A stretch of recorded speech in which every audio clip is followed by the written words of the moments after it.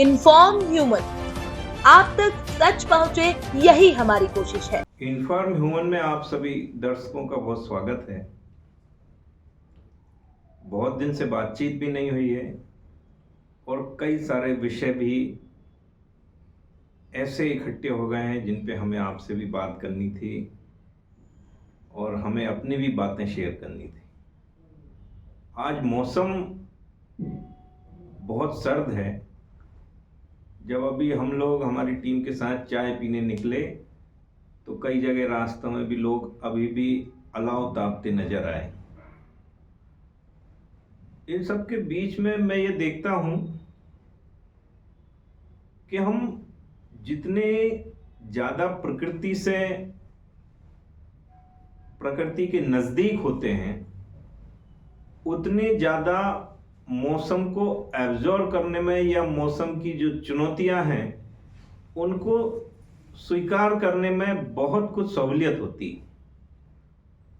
ये बात कहते हुए मुझे वो दौर याद आता है जब कोरोना का समय था और जब हम लोग न्यूज कवरेज के लिए कई तमाम हिस्सों में देखते थे तो उन गांव में, खासकर आदिवासी अंचल में, जिन गांव में वहाँ के ग्रामीण पैदल खेत जाते थे, खूब मेहनत करते थे, ना उनके पास पक्के मकान हैं, ना उनके पास सुविधाएं हैं।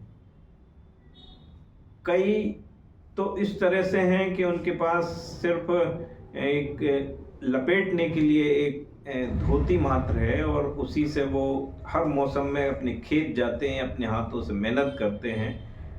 लेकिन उनकी जो सबसे बड़ी दौलत है वो ये है कि वो स्वस्थ रहते हैं। कोरोना में जब शहर के शहर प्रभावित हो रहे थे तब उन गांव की रिपोर्ट ये आती थी कि यहाँ पे किसी एक भी व्यक्ति को कोई कोरोना नहीं हुआ। यहाँ तक कि कई गांव तो ऐसे थे जो उस नाम को, उस बीमारी को, उस वायरस को भी पहचानते भी नहीं थे। कई लोग उस बात को स्वीकार करने के लिए भी नहीं थे कि ऐसी कोई बीमारी है।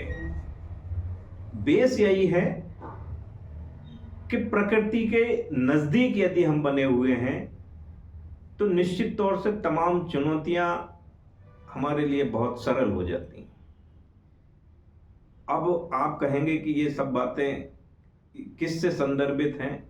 दरअसल बातचीत की बहुत सारे सिलसिले थे जो इकट्ठे हो गए थे। अभी हाल ही में हमने नर्मदा नाभी तीर्थ स्थल नेमावर पे एक बहुत शानदार समारोह सिद्धेश्वर घाट पर संपन्न किया।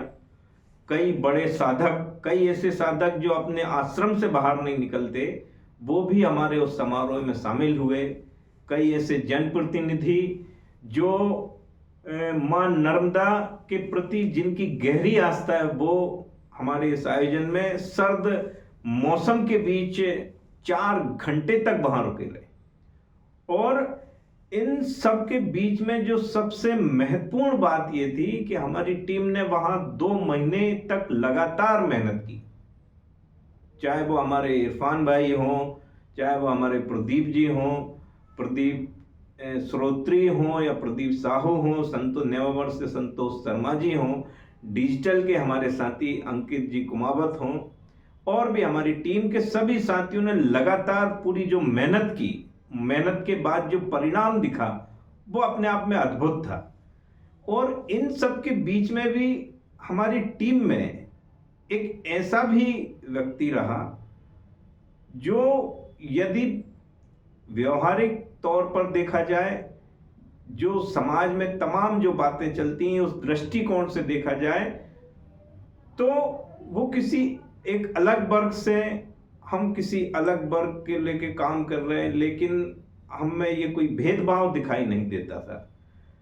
उसकी भी वही इच्छा थी कि ये घाट सबरे, ये आयोजन सफल हो जैसे कि बाकी सभी टीम की इच्छा थी। और हम इसी भाव के कारण एक बेहतरीन आयोजन सफल कर पाए। प्रश्न फिर वही उठता है कि ये बातचीत मैं आपसे क्यों कर रहा हूं? दरअसल ये बातें समाज में बहुत कुछ संदेश देती हैं।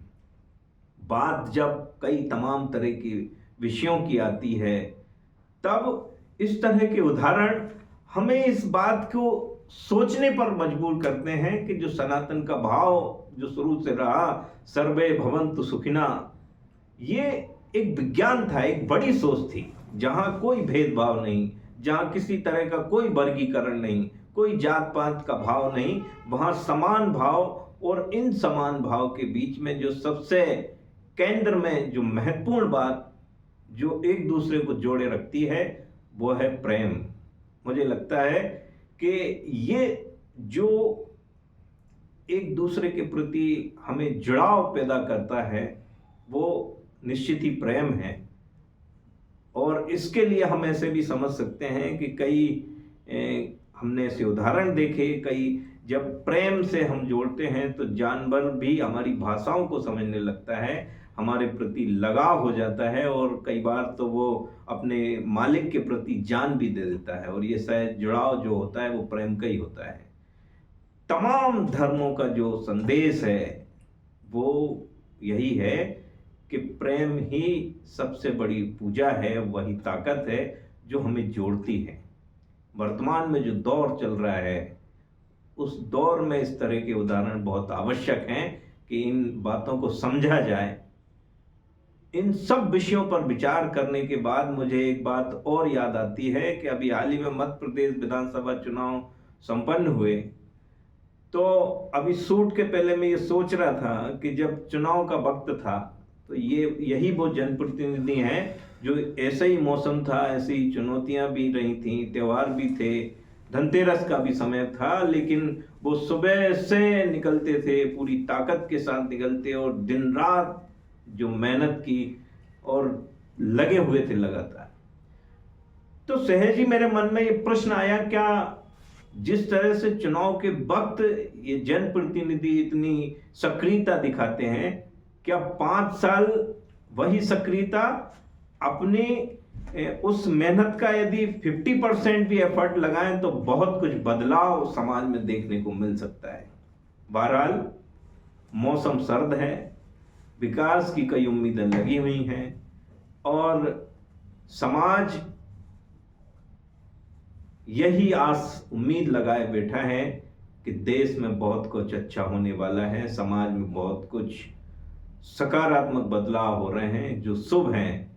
ऐसी ही तमाम विषयों को केंद्र में रखकर हम बहुत जल्द एक और नया एपिसोड लेकर आने वाले हैं। आप हमारे साथ जुड़े रहिए। बहुत धन्यवाद।